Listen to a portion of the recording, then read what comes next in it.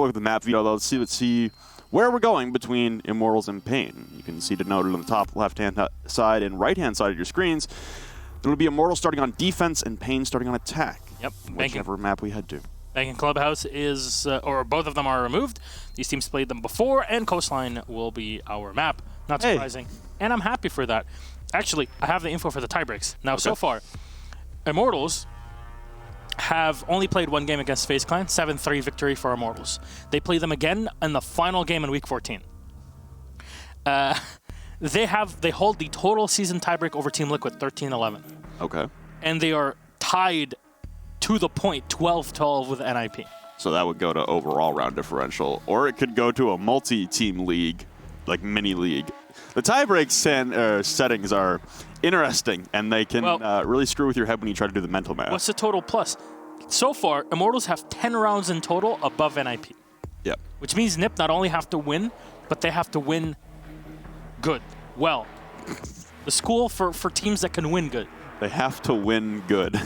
Let's take a look at the community vote, though, see what you guys back home are thinking about this matchup, and that is not really much of a shock. You've got the 1v8 seed. It's kind of how it's going to break down, most likely. 78% in the favor of Immortals, 13 for paiN, 9 for a draw. Again, we keep getting these single-digit draw numbers, but man, we're getting closer to double-digit draws soon, even in these 1v8 scenarios. We saw a 7, a 5, and a 9 on Monday for North America. Yeah, and he is actually, for lack of a better term, a real barn burner right now. Same for LATAM. That can actually happen where it would come down to the very final play day of this season to see who goes. EU a bit more Empire-sided. Yeah, Empire's kind of locked in on the #1 spot in This EU. team is like this close. The stream's getting there. The stream's getting there, but you can't count out G2 as well. G2 is in 3rd now. A lot of people counted them out, and they even said, Fabian even said it in his interview with you last week, we don't really care. And that's one way to put it, but I mean, for a team that doesn't care, you locked down Penta pretty good on your defensive side, and now you're looking to go on a bit of a run, maybe to make it to Milan. And they wouldn't be too far away from that. There's only a few points separating them from a potential position with Le Stream. However, Le Stream are a real powerhouse. A similar story to Immortals, actually, where both teams had abysmal games in offline tournaments, and online is just bring out the money. It's just no problem at all. It's pretty cool to see, actually. The other LATAM team that I'm really concerned about right now is Red Devils. They had such a, I wouldn't say perfect, but they had a good start to the first half of the season. I believe they were in 4th place heading into the break for SI, and since coming back, I don't actually think they've won a game. I mean, they lost 3 of their 4 initial matches. Then they tied NIP, they beat Liquid in that infamous game, and then they beat paiN. So they had won 1, 2, 3 games and had tied one of them and lost 3 others. So that actually is not too bad. They collected a decent chunk of points early on, especially given the fact that they're facing pretty heavy competition in LATAM. And now, ever since coming back, they've started a down spiral. Yeah. They can't really get a grasp of what was making them so successful early on. And I think it was partly just because of the unpredictability of their nature. I mean, they were relatively less known than the rest of the big 4 teams, the big 5 teams coming into the season. Yeah. So teams didn't really have a lot to read on them, but we saw a lot of repetition in the game that they got 7-0'd on back in week 8. I think it was week 8, on Clubhouse against Black Dragons. And that's the thing. That will lead me to the next point. Black Dragons have been extremely underrated. I said this before on Twitter, but I'll say it again.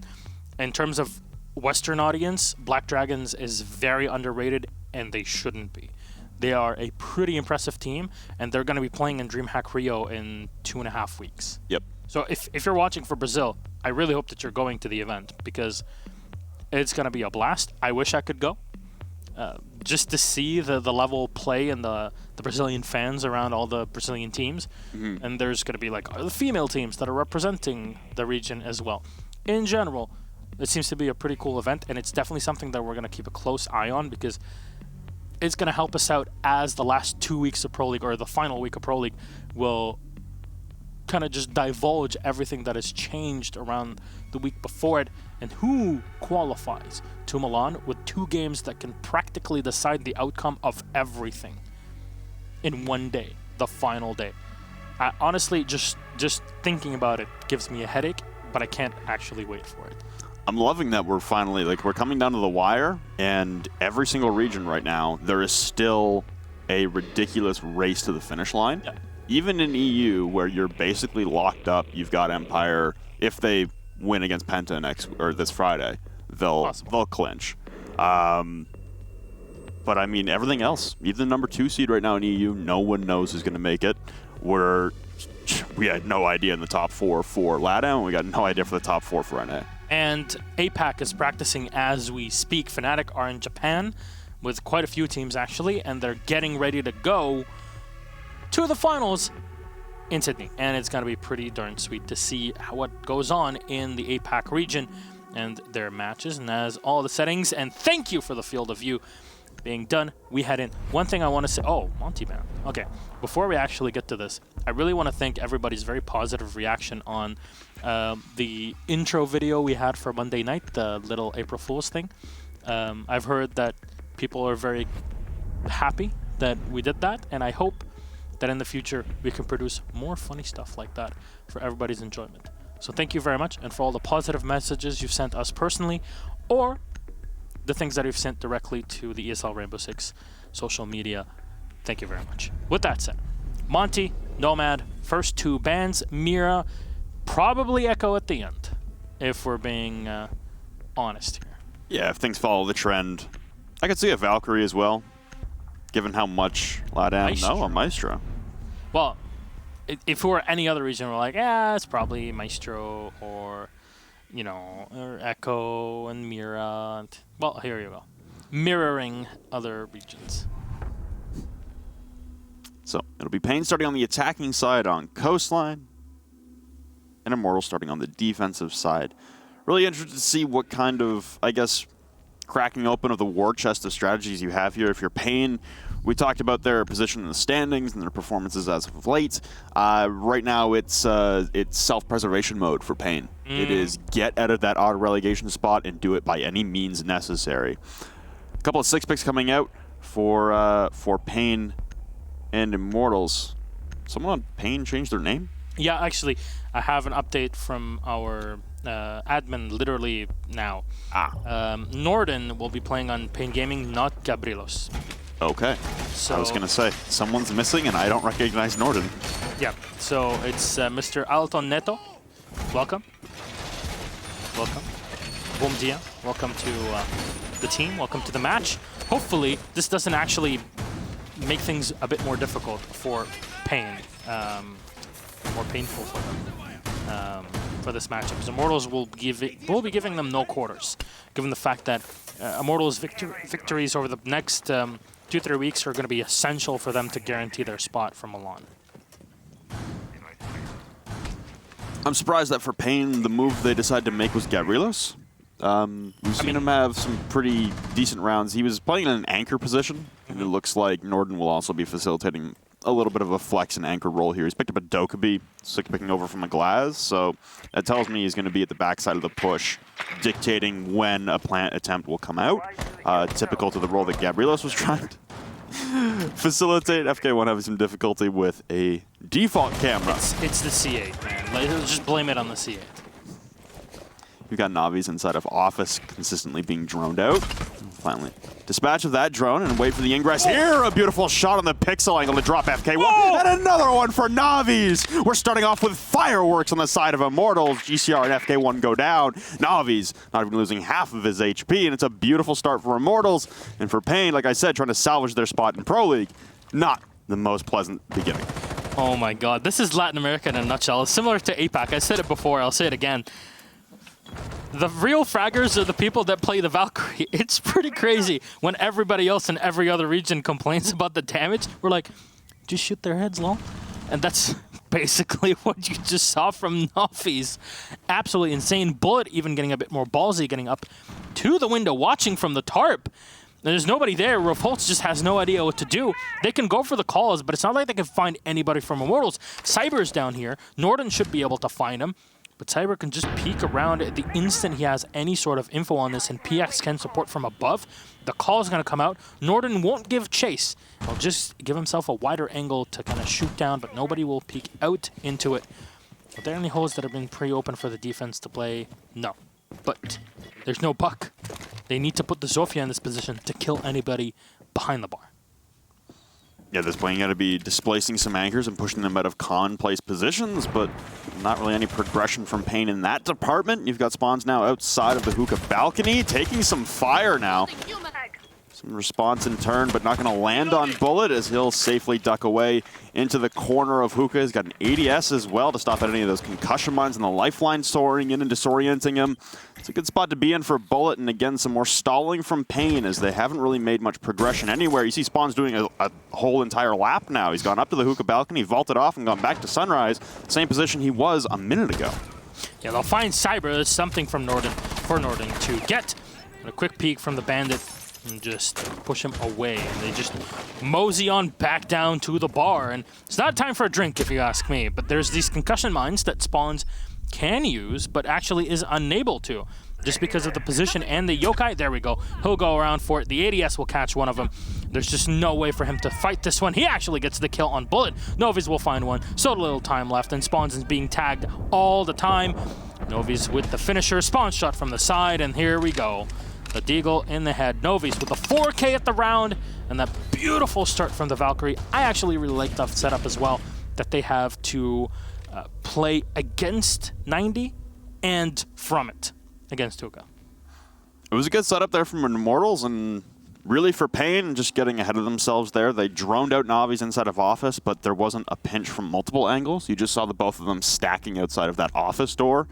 That's a little questionable from paiN. You probably want to position your players in an instance that you can pinch from multiple sides and make sure that Navi's has to continuously reorient himself on multiple angles as compared to just stacking on the same doorway on that initial push. But it's Immortals. It's the #1 team in Latin America currently, and they're looking to make a statement here with this game as well and continue their winning ways of the season. They will now rotate over from hookah and billiards after being successful, and they'll head to kitchen. All right. So what will be the change here? None, actually, is paiN's answer. And honestly, I tend to agree. The change is just a mindset and a strategy one instead of just being a more, oh, we brought the wrong operators for it. Maybe this wouldn't have worked otherwise for Immortals, but we'll see. Actually, Novi's with an ace. I didn't even clock that. I thought it was only 4. We clocked the 4. Yeah. The first 2 and the last 2. What if, crazy thought, we had that displayed next to their names with a skull in red that shows how many kills they've gotten so far. Now, I'm no master of user interfaces, but that'd be nice. With that said, Revolts will continue on to drone and make sure that there's nobody here to peek against them, which is, if you ask me, a very sound plan. Indeed. So in this round here, if you're paiN, you gotta, like you said, you gotta readdress your clear. You gotta readjust your positioning. The gathering of the information was actually pretty good. You knew where Navi's was. There wasn't anyone else lurking in behind. You used the phone calls to clear out Cyber from CC hallway. It was a good push up until the point that everyone actually tried to push into office, and then Navi's kept knocking him down like dominoes. So for GCR here on the Jackal, his objective most likely will be to find some footprints and isolate and locate anyone doing some damage on the far side of the map. But we hear a yokai blast ring out, as that's mKing just being a constant nuisance with the 2 drones that he has at his disposal. Navi's will get droned out at 90, and he's holding down the angle. And again, a very tight angle with a holographic, just alternate weapon this time around, the UMP instead of the MPX. And he's waiting for more targets to find. He cleaned up all 5 last time. A quick peek to assess the position of GCR. Pre-fires in return, but none will land onto any portion of the hitbox of Navi's, and he'll look to turn back. So smart from Navi's to only peek the tiny angle that he has and not anything more to make sure he doesn't overexpose his body, and waiting for reinforcements, and that's what he needs. The yokai drone of mKing to come in and support him and give him constant information on anybody passing through 90. Navi's is happy in the meantime, just because he has the Jaeger to protect his flank, and that allows him so much room to maneuver. PX taking a bit of damage here downstairs as the call comes in from the Dokkaebi, but FK1 is tagged pretty low, probably receiving a shotgun shell to the head. Well, just a bit of work done with the Dokkaebi, but you see Norden can't actually move too far away. The second call will come out, but PX is ready for the smoke. No damage to be done by Norden for Norden. He actually goes for the plant right in the middle. And I'm not sure if Immortals will even just fire down the middle of the room. Oh, they're right next to him. There we go. Norden's going to get dropped. Spawns with a pre-fire onto Cyber. He'll find one. Revolts with a refrag. There'll be a pick from the Zofia outside. Yes, there will be. M-King with a fire. He finds the headshot. It's all up to GCR and FK1, but they line up for GCR. He finds one kill, and FK1 is going to be able to drop off the shotgun pre-fire with the skeleton key, but he has so little HP. M-King has just a bit more time and is waiting the smoke to support him in this one. Goes in for the peek. GCR with the kill, but M-King still can go for the defuse. No time left as he'll go for the peek. M-King does it. Is he going to have enough time? That should be more than enough time to get it done. And M-King out of nowhere, the Echo will clutch the round, and Immortals to put the second one on the board. Absolutely insane performance from the team on one of the hardest sites to retake. That's rough. If you're paiN, that's a tough one to lose. So they get the plant down, and honestly, if you're paiN there, that was just a scrappy identification of, oh my god, we cannot clear out the top floor. We're stalling, we're stalling, we're stalling, we're hitting a brick wall. Okay, complete flip, rotate, get the service door, smokes down, plant. They get the plant down by the grace of God. Honestly, in that smoke, M-King just a nanosecond late on the kill onto Norden. Man, that looked like it was a perfect post-plant situation because paiN kept killing time. There were multiple defuse attempts on the diffuser, or counter-diffuse, or what the hell you want to classify it as. The terminology in this game does not always make sense. But you had the defenders with control around the diffuser, but if you're paiN that you keep wasting time, honestly, that lineup for GCR in the main lobby, oh my god, that could have been if he had gotten those 2 kills. It just, the fact, if he gotten the 2, then the smoke would have been a non-issue, and you could just hold the angle from the from outside of the bathroom, from the main lobby. But because you didn't, now you have to worry about him, and you don't want to get up close to a shotgun, and you have no time to set up any sort of cameras for the end. I mean, the Zofia losing that gunfight against the Echo, the final few bullets in the magazine for M-King hitting. I think, and please correct me if I'm mistaken, this kind of shows you why a lot of teams in Latin America love banning the Echo instead of the Maestro. But I want to say this on the other side. Imagine if M-King had the Alda. Yeah, probably would have gone the same way. Let's be honest. Yeah. That was, I mean, the one fight he did get against FK1 outside of Service Door with the Bearing 9. Sure. But high rate of fire in the Alda. Yeah, high rate of fire. Would have had to hip fire at that range with the ACOG, though. So could have gone different ways. We're into absolute anarchy of hypotheticals here. It's Immortals coming away with 2 consecutive rounds. Checking out his own headgear. Thank you very. That is actually a pretty sweet headgear. I bought one of them. I think it's the Thatcher one that had, like, it's almost as if he had gone to the optometrist and forgotten the phoropter on his head. I had to do it. It's like legally required. There you go. Double bar defense now with the attack actually from paiN coming in from the opposite end of the map through Kitchen, but it's only a fake. So now they're going to rotate away, but this is just to keep pressure on Immortals. The hatch being open will allow PX to get any reinforcements from the top as he requires. So that's a pretty good spot to be in, but clearing the top might be a bit difficult with Cyber in there and with the support of the smoke down. We saw a little bit of this on Monday on Coastline as well on the side of Evil Geniuses and their game against Rise, which was just a pure inability to make progressions inside the map and constantly just stalling out outside of the building and never really making a push in a timely fashion. It seems like paiN are struggling as well with their ability to clear the map out of roamers. Immortals, their members of the team off-site have never really been pushed, and you can see it again.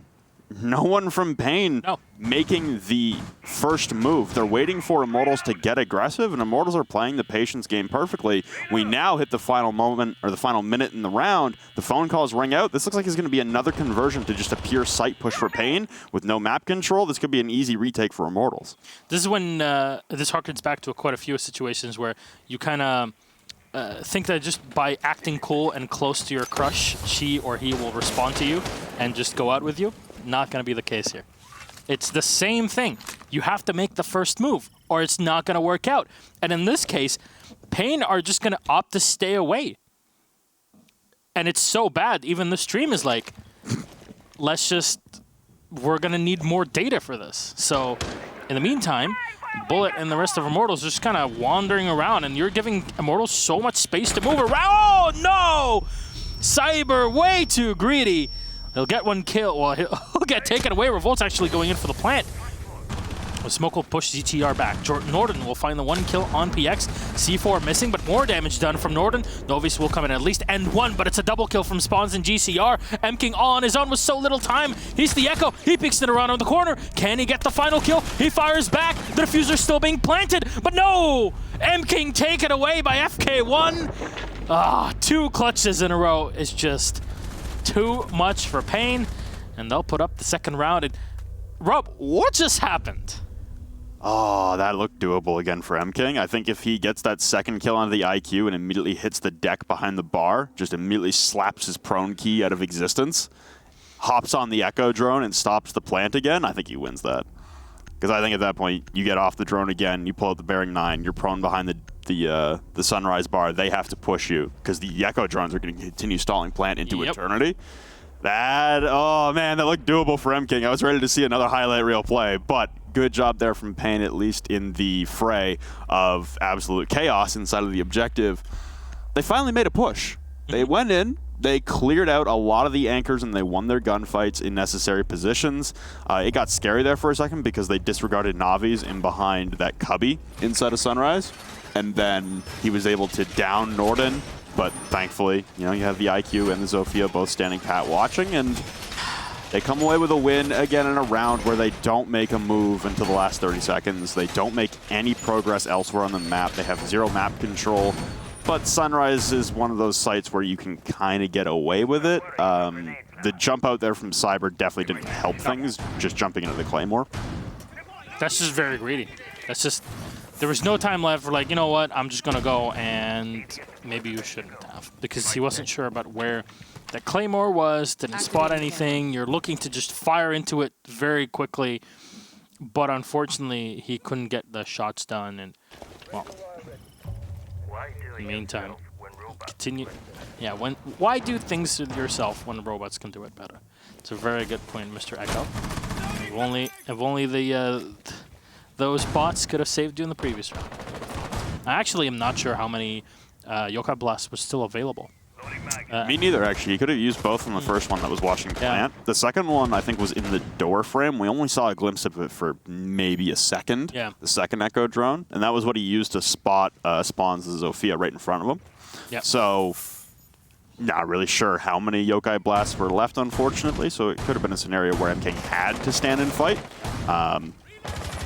It would make sense, obviously. It would. Had Novi's gotten the kill on the Zofia, the round would have been a bit different. Very different. However, in that position where you're just kind of peeking around, the Zofia had pre-aimed at the one location that you're entering from. It was good communication from paiN. That was very much needed, and I'm glad that they were able to do that.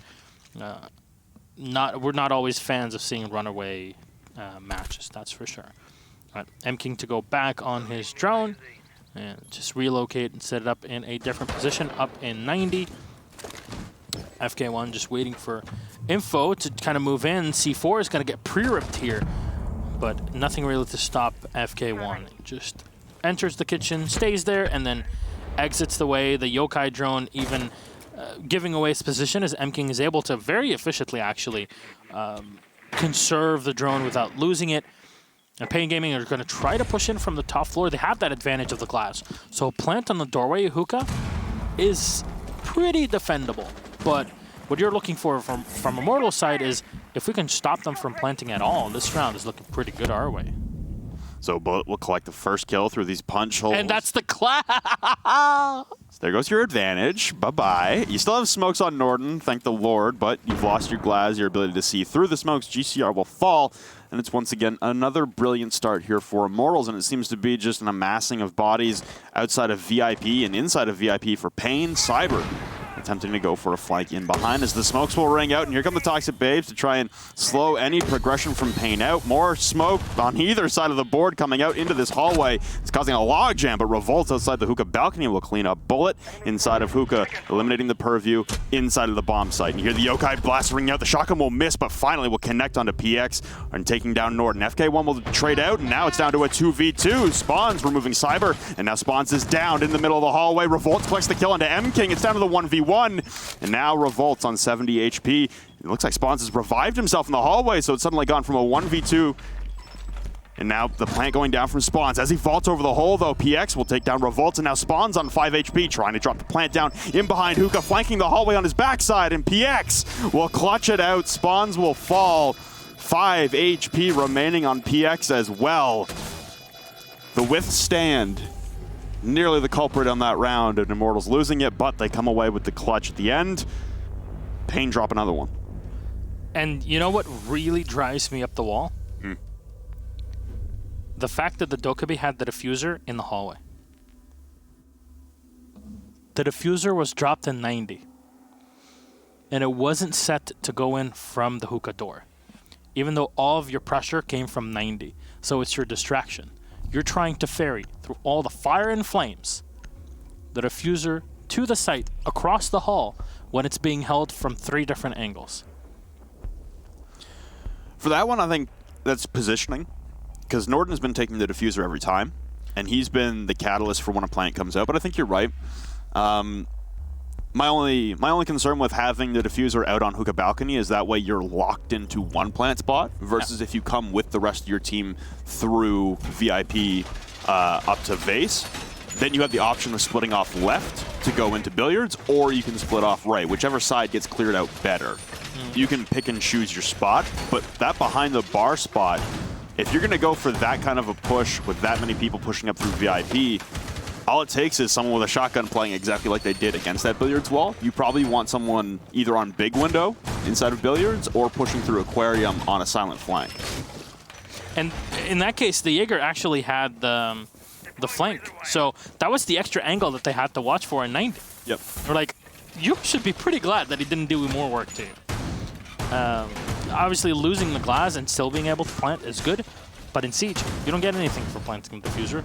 You get it when you win the round. And even with that, just at least being able to plant it is great, nice and all, but I don't know if you want to rely on these sorts of plays. Like, you have to, it just seems like paiN have to have overwhelming numbers to beat Immortals on their site pushes specifically. Because, the Jaeger's not here, the site has barely one person on it, yeah, we can push. But when you don't do that sort of isolation, then they can just descend on you. And it comes down to these 1v1 fights where, or 2v1 in that case as well. Shouldn't have happened. That's now 2 rounds that Immortals are able to sneak away from paiN just off of pure player skill and experience. So again, the drone's coming out, and paiN seem to be falling into the same kind of trap they have for the last 4 rounds, honestly, which is continuously circle the exterior of the map, but never really push in and grab some map control and flush anyone out. And I imagine this time around it'll be Cyber staying upstairs instead of trying to go for that kitchen vault out the window into an inevitable Claymore. Got a rappel upside down right now. Looks like it's from Spawns. No, FK1 on the buck outside of the hookah window. He's looking to pop open the window and also down through the floorboard, so a nifty angle in towards the front end of the bar, but he won't be able to clear out the backside of the bar on that specific angle, and he'll fall off immediately. Yeah, just realizing they can't really defeat the Jaeger in the back. Usually what happens is the Zofia actually takes up that position. It's just much easier to play the tarp or the window where you can stun lock players in the back and destroy the shield instantly, which in my opinion is kind of a misuse of your utility that you have available to you. And this allows just Immortals to kind of stay calm and play whatever advantage they have, and especially the biggest advantage that you have as defender is pure time. The calls are going to come out, and it's going to give away Novi's position for just a bit. A noticeable lack of mute in the matchup so far. but not the end of the world. No real negatives are going to happen to Immortals. Spawn's going to watch the staircase from above, but he actually has no idea that the Vigil is right up behind him, and Novi's going to activate that ERC, and he'll find a free kill on Spawns. The Zofia now useless, just milliseconds before the call comes up from Norden. Damage done here to him through the smoke, but Revolts is going to go in to go for the plant. Little damage done as actually the Yokai does not stop the diffuser from being planted, but GCR Norden, the last two alive versus the 5 full HP players of Immortals, and what a shot from Novi's. He's looking for one more, and there we go. He'll get the down and the kill. Novi's with a beautiful bit of play on the Vigil, just sneaking around and even being the spearhead. The fight from Immortals. 4-1 advantage. It's kind of hard to analyze these rounds without sounding like a broken record. But paiN, again, not electing to go upstairs and try and clear anyone out. And you could see the retake potential when you're not clearing out members upstairs. Yep. And then the affordability for Navis to continuously maneuver around the map with ease. There's no one holding flanks. There's no one holding common rotates. Navis has been allowed to move anywhere on the map with no resistance. Here's my question. Why were all your players stacked up on the entrance of the bar? You have a location where this is a site in Blue and Sunrise. We're taking the top floor, actually Orge with a pretty good post-plant position by the window, right, in hookah. You see that there's a Jaeger behind a shield in hookah. Bring the Zofia, smash the shield, push him away at least. Take control of the top floor, have control of blue stairs. Once you have that, you start working on maybe doing damage. The IQ has to be close to kill the Yokai. That's her job at the end of the round. That was a failure. But the Dokkaebi is the one that's going in for these sorts of plays, for planting. She was even the operator that was staying behind. The IQ was the one that was going for the plant, and then was able to escape at the end of it. It's just, these sorts of things are like, maybe you should be focusing more on this, and if you take control of the top floor, then it gives you such a huge advantage. It's with every map, but I feel, as again like a broken record, this is Coastline. It's actually extremely simple to think about it. Are you attacking the top floor? Make sure you clear the bottom one. Are you attacking the bottom floor? Make sure you clear out the top one. It's that simple, and if you don't, then this sort of stuff is going to happen. When it works for you just to push up and do the damage, it looks great, but it's not something that you should really feel comfortable with, because that's not what's going to happen more often than not. You're going to need to clear it. You're going to need to go through the checklist. The biggest problem for me is that it looks like paiN just aren't experienced and aren't well practiced on Coastline, but then we see the most often played map and the fewest banned map in Latin America is Coastline. So I'm quite quizzical as to what's going wrong here for paiN, if this is a norm for them on Coast, or if this is a norm for them in general, because we've seen them in other games. I mean, they're 6-6 against INT's Ed Rings to mine on Bank, where they looked like they were able to clear the map quite well. You know, they actually had a good roam clear on a map like Bank. Yep. That is a more difficult map to roam clear than Coastline, and yet it seems like tonight paiN just don't have their heads in the game, and they cannot get a roam clear down to save their lives. No. And it really is in a position where they need to save their lives. They're in an auto-relegation spot, and if they keep trending the way they are, although Spawns will try and put a stop to it momentarily as he'll drop Cyber. It's a bit of info. Nobody actually dies. You know, you're not actually, like, literally saving your life. Yes. But somebody's going to say, like, what? I didn't know there was, like, a Roman Colosseum. This is Pro League, okay? There you go. Norden's going to actually try for the same setup as before. A stun lock onto PX. The smoke is being thrown from behind. Oh, no, this is the problem this time. Oh, PX does so much damage to himself. Novi's actually drops in from above the window and finds 2 free kills.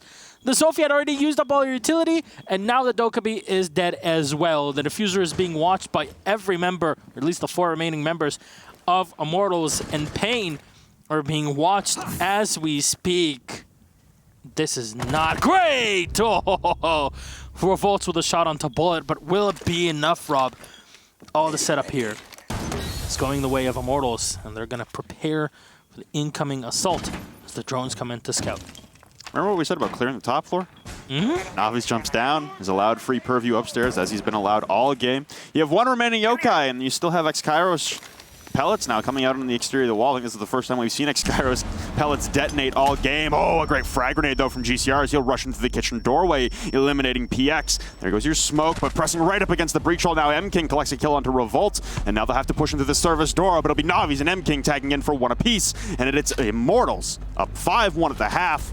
Purely dominant so far against paiN tonight on Coastline. But I thought this was an attacker-sided map. It used to be. Yeah, let's see what's going to happen here on the attack. Immortals will go there, and will they pick the Dokkaebi to have a mirror of paiN's rounds? Actually, paiN never changed their lineup. Nope. Be Jackal? No, there was a Jackal played, and there was her switch to IQ outside of Jackal. So they did have one change. The Dokkaebi was the constant with Buck, Sofia, and Habana. They brought a Glass for 30 seconds of one round. Before he got shot by the bandit. Sniped, actually. Yep. Yeah. Hey, I know we're having, like, we're having a bit of a pass, but man, it's painful. No. Actually, I never thought about the pun. Okay. I was gonna say, don't even. No pun intended. Like, I'm not kidding. This is like the definition of painful. It is. It's really unfortunate to watch it go down like this for paiN, considering they've had a rough go this season. They've made a change here. Norden started off in the first couple rounds doing okay, but I mean, he's in plant position. He's not really supposed to get a lot of kills. Even on a Dokkaebi with a weapon like the CZ-75 where you can collect a lot of kills, he's still filling in that same role that Gabrielos was filling in, which was the intention was never to garner a massive amount of picks. It was play your role as an anchor and as a support player and a planter efficiently. So I think he's done okay at that. I think the strategy surrounding Norden right now on paiN, though, is just insufficient. They're not clearing for map control, and then they'll head to the defense now, or maybe they'll have a better luck on a roam game of their own. Maybe Immortals fall into the same trap of being unable to clear the map. But for right now, it looks like Immortals are heavily in the driver's seat. LATAM PL, know your role. Maybe some people will get that reference for a quite old wrestling game. There you go. I don't even get it. It's an old wrestling game. Okay. It was a really good one. I remember it. Maybe somebody remembers it. I get messages every now and then. I was like, thank you for this reference that is as old as time itself.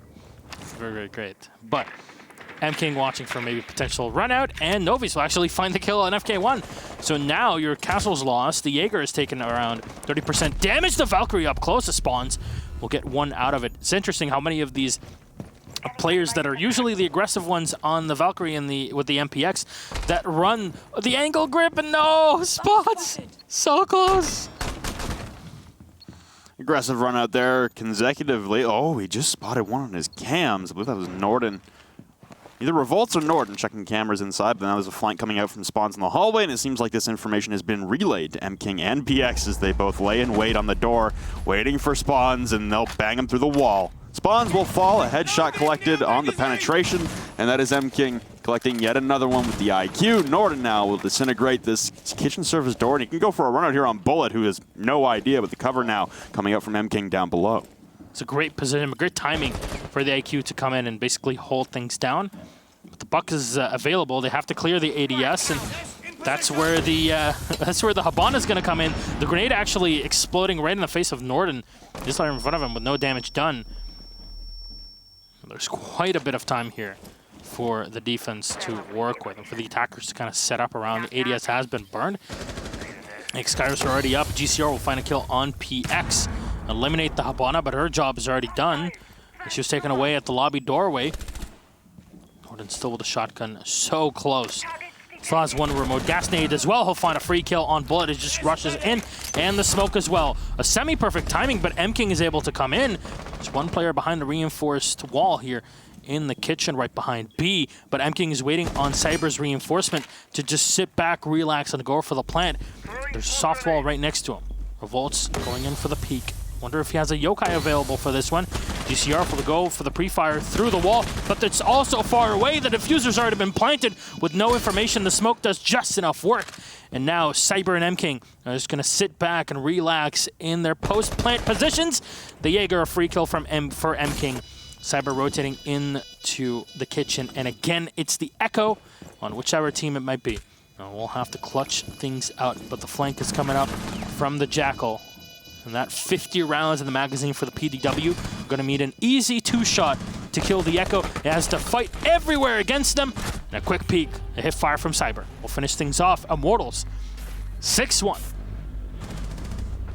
Looking to lock things up and put this game in a body bag, and they've already guaranteed themselves 1 point. They're looking to grab all 3.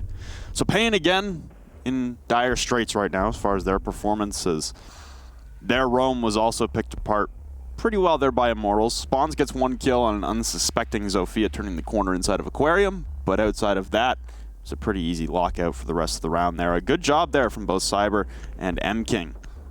I like that split up there from Cyber as well, going for a very long jog all the way over to Sunrise and flanking in behind the Echo, and then just comes down to a very, very interesting and impressive angle being held by mKing just to see the top of the head of the Jaeger turn the planter outside of that Lamborghini doorway, collect the kill, start to wrap things up, and it looks like Immortals are going to run away with this one in a timely fashion, as we're 1 round away on the side of Immortals from garnering a full 3 points out of this matchup. And honestly, if it wasn't for that 1 plant going down in the midst of smoke and mKing's pre-fire missing by millimeters, this could have been a 7-0 already. I mean, no, they ended up winning that round. Yeah. I think it was the bar round, the very first one that Immortals went through. True. But close enough, actually. Yeah. 3 rounds got pretty darn close. One of them was won out by paiN. That's the only one that they have on the board. But with how efficient the attack was the previous round, it's not bueno. The problem with this is that you're not playing on Oregon, where rotations are going to be much more difficult later in the round for the attackers, and where the Yokai and the Echo in general can just do quite a bit of work if the attackers are isolated 1 by 1. In here, the rotations and the soft destruction are going to be essential for the attackers. And if used correctly, your retakes are that are already extremely difficult on the kitchen. They're going to be a bit more complicated, that's for sure. Spawn just roaming around early on the Valkyrie, and he has the support of the Pulse just early on. GCR setting up the cameras, just making sure that maybe he can find some sort of run out as he watches in from the top in the bedroom. Deploying sensor. So again, a little bit of map control being held right now. And FK one on the cardiac sensor, but it's going to be Navi's. He's going to detect it. Oh, good call there to drop Navi's from GCR. The tandem of the cardiac sensor with the firepower of the 416. GCR and FK1 is a duo inside of theater right now. A tight angle being held, and Bullet deals a lot more damage than he receives on that one to GCR. But a trade in damage nonetheless, and you're still down a man if you're Immortals. The pinch needs to come out, and they need to lock down the rotations. And Nitro Cell will be launched out. Looks to just be opening up. Yeah, a kill hole into the doorway. It wasn't intended to claim a victim at all, but now when Bullet turns the corner inside of Hall of Fame, he'll have an MPX from down below to contend with, but GCR collects the kill onto PX off screen. Now GCR will finally be traded out from Bullet, who had gone for a rotation. Still inside of Hall of Fame, has to be quite wary of spawns looking up through those kill holes in the floor, so Immortals, for the first time in this match, honestly, set on their back foot. Yeah, mKing in the meantime just trying to look around for any utility, ADSs, yokai drones, you name it. Just to snipe away. Cyber will find a kill on FK1. It's a pretty good kill here on the Pulse. And I wonder if the Pulse actually had used his C4 earlier. We saw the one set that had been used by the Valkyrie to open up an extra angle up from the kitchen. And Norden's going to set up our 90. That shotgun is devastating up close and actually can have some pretty cool long-range shots. And mKing on the spawns watching by the blue bar desk. Something that we see someone like Joystick doing quite a bit. So it is infectious. Revolts with a peek and actually traded off. Cyber is taken down on the floor, but it leaves only Norden alive. With just enough time, there might be enough here to go salvage Cyber and continue for the push. The quick peek and fire from Norden, still not enough to take away mKing. He knows there's a player coming around on 90, but pre-fire from mKing is going to slow them down. And already Cyber has been picked up. Oh, he's waiting for the smoke. This can do so much work, but no, they back off. They know that they have the time, and Norden is setting up with the shotgun. Grenade lobbed right into him, and he's barely alive, and the quick shot from Bullet finishes things off. Ladies and gentlemen, Immortals with a 7-1 victory against paiN Gaming. What an absolutely one-sided game. That was just a clinic from Immortals, and we get an IQ Elite animation here at the end. I love it. Well done from M King in that entire game, whether it was on the Echo or on the IQ. Beautiful work throughout the entirety of the match. So that's Immortals coming away with the win. Yeah, Immortals coming away with the win 7-1. paiN falling once again. They'll remain in their 8th spot at the bottom of the standings in Latin America.